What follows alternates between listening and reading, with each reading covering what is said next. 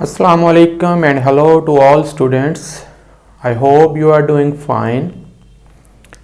आज जो टॉपिक हम स्टडी करने जा रहे हैं वो है आयनिक बॉन्ड, ऑपोजिट्स अट्रैक्ट्स। हम देखेंगे कि किस तरीके से डिफरेंट एटम्स आपस में बॉन्ड करते हैं और उनके बॉन्डिंग के नतीजे में कंपाउंड्स बनते हैं। तो उसके लिए हमने सबसे जो बेस्ट एग्जांपल है वो सोडियम क्लोराइड की ली है। तो सबसे पहले मैं आपको शो कर रहा हूँ, ये एक सोडियम का एटम है। एज यू नो दैट कि सोडियम एक मेटल है, बहुत सॉफ्ट मेटल है। हम इसे चाकू या छुरी से कट भी कर सकते हैं, लेकिन ये बहुत ज़्यादा रिएक्टिव है और अगर इसको फ़िज़ा में रखा जाए तो ये हवा में मौजूद नमी के साथ रिएक्ट कर सकती है और इसमें आग लग सकती है। और अगर इसको पानी में डाला जाए तो पानी में भी आग लग जाएगी। इसलिए सोडियम मेटल को आम तौर पर हम केरोसिन ऑयल के अंदर रखते हैं ताकि ये नमी से महफूज रहे और हवा में मौजूद मॉइस्चर के साथ ये रिएक्ट ना कर सके। तो ये एक रिएक्टिव मेटल है, बहुत तेज़ी के साथ रिएक्ट करती है। और अगर इसके स्ट्रक्चर को अगर हम देखें तो इसका जो एटॉमिक नंबर है वो 11 है और इसका जो एटॉमिक मास है वो 23 है, एज यू नो दैट। तो ये हमारे पास सोडियम का एटम है,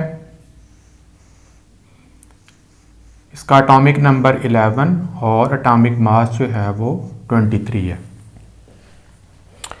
अगर हम इसके स्ट्रक्चर को देखें तो इसके सेंटर में न्यूक्लियस है जिसमें प्रोटॉन्स और न्यूट्रॉन्स मौजूद होते हैं। उसके बाहर इसकी बॉडी के एनर्जी लेवल्स हैं इसके एटम के, जिन्हें शेल्स कहा जाता है। तो पहला शेल जो है वो के शेल है जिसमें आपको 2 इलेक्ट्रॉन्स नज़र आ रही हैं और पहले शेल के शेल में आपको पता ही है कि सिर्फ 2 इलेक्ट्रॉन ही पाए जाते हैं। इसका दूसरा एनर्जी लेवल एल शेल है जिसके अंदर 8 इलेक्ट्रॉन होते हैं, 2, 4, 6 और 8 इलेक्ट्रॉन। इसके पास इसका तीसरा शेल है जिसमें सिर्फ एक ही इलेक्ट्रॉन मौजूद है। तो टोटल नंबर ऑफ इलेक्ट्रॉन जो हैं सोडियम एटम के अंदर 11 हैं। तो जितने इलेक्ट्रॉन्स होते हैं उतने ही प्रोटॉन्स होते हैं। तो अगर आप इस सोडियम एटम को देखें तो इसमें 11 इलेक्ट्रॉन्स हैं और 11 ही प्रोटॉन्स हैं। एज यू नो दैट के इलेक्ट्रॉन्स होते हैं दे आर नेगेटिवली चार्ज, उनके ऊपर नेगेटिव चार्ज होता है और प्रोटॉन्स जो हैं उनके ऊपर पॉजिटिव चार्ज होता है। ये दोनों चार्जेस पॉजिटिव और नेगेटिव एक दूसरे को ख़त्म कर देते हैं, कैंसिल कर देते हैं और अल्टीमेट जो चार्ज आता है एटम के ऊपर वो न्यूट्रल आता है, यानी ज़ीरो आता है। इसका मतलब ये है कि ये जो सोडियम एटम है एज ए होल न्यूट्रल है।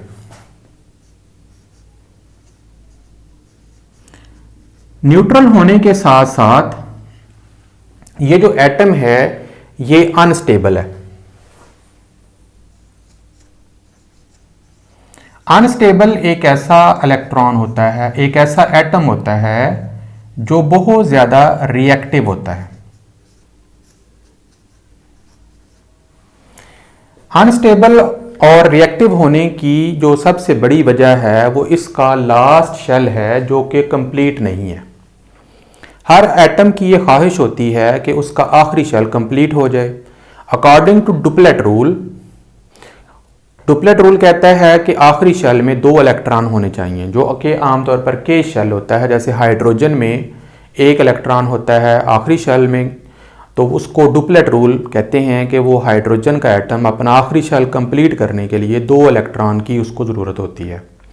जबकि बाकी अदर एटम्स जो हैं उनको ऑक्टेट रूल के मुताबिक अपने आखिरी शेल में 8 इलेक्ट्रॉन्स की ज़रूरत होती है। तो अगर हम उसको देखें तो सोडियम एटम जो है उसके पास सिर्फ आखिरी शेल में 1 ही इलेक्ट्रॉन है और इसके पास 7 इलेक्ट्रॉन्स की कमी है, जिसकी वजह से ये जो सोडियम का एटम है ये बहुत ज़्यादा अनस्टेबल है और जो अनस्टेबल होता है वो बहुत ज़्यादा रिएक्टिव होता है, बावजूद इसके कि ये जो एटम है ये इलेक्ट्रिकली न्यूट्रल है, इसके ऊपर कोई चार्ज मौजूद नहीं होता। आई होप कि ये समझ आ गया होगा। अब हम आते हैं क्लोरीन की तरफ। क्लोरीन जो है ये एक पॉइजनस गैस है, बहुत गंदी इसकी स्मेल होती है। अगर ये ज़्यादा मिकदार में इनहेल कर ली जाए तो इंसान की डेथ भी हो सकती है। अगर आप इसके एटम को देखें तो क्लोरीन का जो एटम है उसके पास 17 उसका एटॉमिक नंबर है और 35.5 जो है इसका मास नंबर है। तो अगर हम इसके स्ट्रक्चर को देखें तो ये इसका न्यूक्लियस है जिसमें इसमें प्रोटॉन और न्यूट्रॉन्स मौजूद होते हैं। उसके बाद इसका ये पहला एनर्जी लेवल के शेल है जिसमें 2 इलेक्ट्रॉन हैं। दूसरा एनर्जी लेवल एल शेल है जिसके अंदर 8 इलेक्ट्रॉन हैं। और ये तीसरा शेल है जिसे एम शेल कहते हैं, इसके अंदर टोटल नंबर ऑफ जो है वो 7 इलेक्ट्रॉन्स हैं। क्लोरीन का एटम जो है अगर इसके भी हम चार्जेस को देखें तो इसमें इलेक्ट्रॉन्स की तादाद 17 है जिनके ऊपर नेगेटिव चार्ज होता है। प्रोटॉन्स की तादाद भी 17 है जिनके ऊपर पॉजिटिव चार्ज होता है। ये दोनों एक जैसे होने की वजह से एक दूसरे को कैंसिल कर देते हैं। अल्टीमेटली जो चार्ज होता है क्लोरीन के एटम उसके ऊपर वो 0 होता है, यानी ये भी इलेक्ट्रिकली न्यूट्रल होता है। लेकिन अकॉर्डिंग टू ऑक्टेट रूल, जैसे मैं अभी जिक्र कर रहा था, इसके पास भी आखिरी शेल कंप्लीट नहीं है, इसका एक इलेक्ट्रॉन जो है वो अभी रहता है। इसलिए ये जो क्लोरीन का एटम है ये भी अनस्टेबल है और जो अनस्टेबल होता है वो बहुत ज़्यादा रिएक्टिव होता है। तो अभी हमने 2 एटमों की बात की है जो अपनी अपनी जगह पर बहुत ज़्यादा रिएक्टिव हैं, अनस्टेबल हैं। एक जो है वो बहुत ज़्यादा एटमॉस्फेयर के अंदर मॉइस्चर के साथ रिएक्ट करता है, दूसरा जो है वो भी पॉइजनस है, रिएक्टिव है। ये दोनों एटम जो हैं ये इस तलाश में हैं कि कहीं से हमें इलेक्ट्रॉन मिल जाएं और हम आपस में अपने इलेक्ट्रॉन्स को ऑक्टेट रूल के मुताबिक पूरा कर लें। ये बिल्कुल ऐसे ही है जैसे एक कंवारा शादी करना चाहता है कि शादी करने के बाद वो स्टेबल हो जाए। बिल्कुल इसी तरीके से यूँ समझ लें कि ये जो एटम हैं ये भी कंवारे हैं, ये चाहते हैं कि हमारे पास अपने इलेक्ट्रॉन पूरे हो जाएं और हम शादी करके अपने आप को स्टेबल कर लें। इसी तरीके से ये जो एटम है सोडियम का और क्लोरीन का, एक बाग में सैर करते हुए इनकी आपस में मीटिंग हो जाती है, ये मिल जाते हैं। अब जब ये दोनों आपस में एक दूसरे के पास आते हैं तो सोडियम एटम जो है वो क्लोरीन से कहता है, can you please give me your 7 electrons so that I can complete my last shell. यानी सोडियम एटम कहता है क्लोरीन से कि मुझे अपने 7 इलेक्ट्रॉन दे दो ताकि मैं अपना आखिरी शेल मुकम्मल कर लूँ, और जब मेरा आखिरी शेल मुकम्मल हो जाएगा तो मैं स्टेबल हो जाऊंगा, और मैं स्टेबल हो जाऊंगा तो मैं अनरिएक्टिव हो जाऊंगा। तो क्लोरीन आगे से क्या कहती है, आर यू मैड, क्या तुम पागल हो? तुम अपना एक इलेक्ट्रॉन जो तुम्हारे पास है वो मुझे दे दो ताकि मैं अपना आखिरी शेल कंप्लीट कर लूँ ऑक्टेट रूल के मुताबिक। लिहाजा इन दोनों के माबैन जो है वो झगड़ा होता रहता है। वो उससे मांगता है, ना सोडियम अपना इलेक्ट्रॉन देता है ना क्लोरीन अपने इलेक्ट्रॉन देती है, और दोनों जो हैं वो अनस्टेबल ही रहते हैं।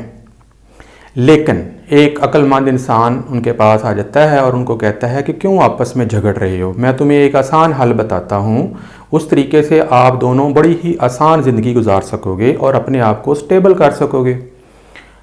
वो कहता है सोडियम को कि तुम अपना एक इलेक्ट्रॉन क्लोरीन को दे दो, इससे क्या होगा कि तुम्हारा आखिरी शेल ख़त्म हो जाएगा, और जब ये इलेक्ट्रॉन क्लोरीन को मिलेगा तो क्लोरीन के 8 पूरे हो जाएंगे और वो भी स्टेबल हो जाएगी और तुम्हारे पास भी 8 इलेक्ट्रॉन बच जाएंगे आखिरी शेल के अंदर, तो तुम भी स्टेबल हो जाओगे। तो दोनों को ये बात समझ आ जाती है, तो दोनों ये फैसला करते हैं कि हम शादी कर लेते हैं, हम अपने इलेक्ट्रॉन जो हैं वो ट्रांसफ़र कर देते हैं।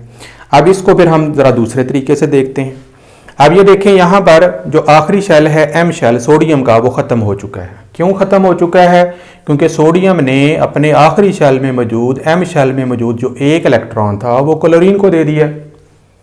अब क्लोरीन जो है उसके पास आखिरी शेल में 8 इलेक्ट्रॉन हो गए हैं, जबकि सोडियम जो है उसके पास भी आखिरी शेल में 8 इलेक्ट्रॉन हो गए। फ़र्क सिर्फ ये पड़ा है कि सोडियम का आखिरी शेल ख़त्म हो गया है। अब ज़रा इनकी हम जायज़ा लेते हैं इलेक्ट्रॉन्स और प्रोटॉन का।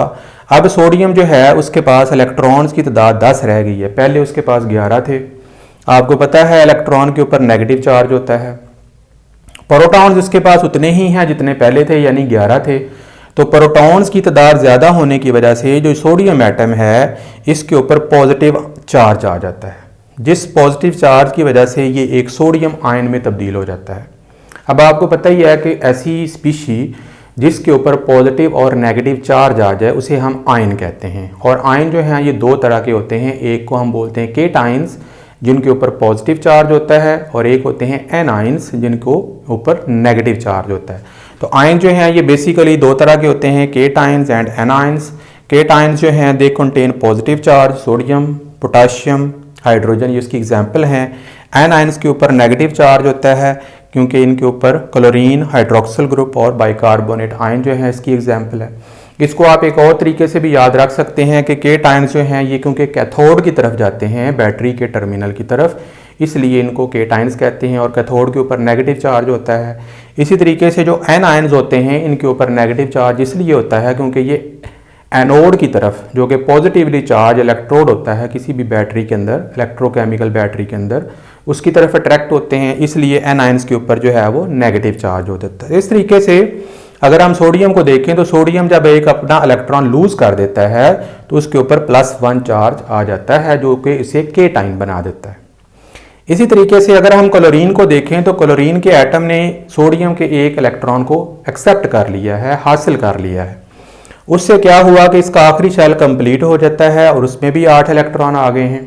अगर हम इसके प्रोटॉन्स और न्यूट्रॉन को देखें तो इसके पास इलेक्ट्रॉन की तादाद 18 हो गई है क्योंकि एक बढ़ गया है, और प्रोटॉन उतने ही हैं 17, और उनके ऊपर पॉजिटिव चार्ज है। तो जब हम इसको कैलकुलेट करते हैं तो इसके ऊपर जो है वो नेट चार्ज जो है वो -1 आ जाता है, जो कि क्लोरीन को क्लोरीन आयन में तब्दील कर देता है। अब क्लोरीन आयन जो है आपको पता है ये एक एनाइन है। इस तरीके से इलेक्ट्रॉन को ट्रांसफ़र करने से सोडियम और क्लोरीन दोनों के ऊपर चार्जेस जो हैं वो पैदा हो जाते हैं। जैसे ही ये चार्जेस पैदा होते हैं तो क्या होता है, दोनों चार्जेस एक दूसरे को अट्रैक्ट करते हैं। ये तो प्रिंसिपल आपको पता ही होगा कि पॉजिटिव और negative always attract each other, जबकि पॉजिटिव एंड नेगेटिव जो हैं वो एक दूसरे को रिपेल करते हैं। तो यहाँ पर भी पॉजिटिव और नेगेटिव ने एक दूसरे को अट्रैक्ट किया और उनके नतीजे में एक कंपाउंड बन गया जिसे हम कहते हैं NaCl।